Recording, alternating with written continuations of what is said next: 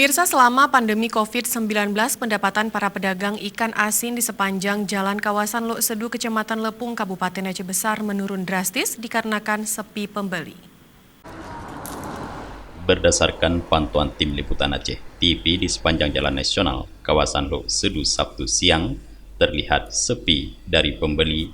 Padahal biasanya setiap Sabtu Minggu, banyak pembeli dari warga yang melintas di Jalan Banda Aceh Melabuh. Umumnya mereka singgah untuk membeli ikan asin sebagai oleh-oleh dari Aceh Besar.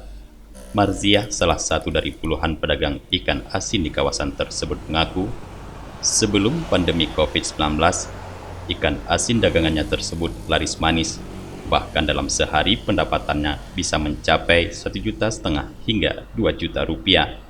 Namun selama pandemi COVID-19, omset penjualannya mengalami penurunan drastis hingga mencapai 80%. Seperti hari ini misalnya, sudah setengah hari berjualan, Marziah mengaku baru laku hanya sekitar Rp25.000. Selama COVID agak menurun, bahkan lebih menurun. Sampai 50% lah turunnya. Harapan kamu ada je COVID baik naling, mengat lancar kamu tahu rezeki remang. Kan saya anak kuliah. Nyalanya kan terlantar tayang naik kuliah, kamu pun pencariannya agak payah susah menang. Bukan aja hidran pun hana orang mungkin atau Urung nak tapi ke anem belum. Nyolah meja mah nam belum kok sepi yunan. Mungkin ekonomi sih mungkin enggak.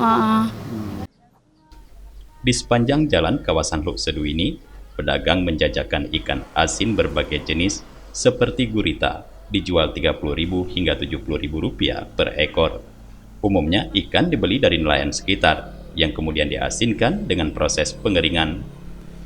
Ikan asin di kawasan Lok Sedu tersebut sudah dikenal masyarakat pada umumnya. Warga yang melintas di kawasan ini selalu membeli ikan asin sebagai buah tangan. Namun pandemi COVID-19 kini telah menggerus pendapatan mereka.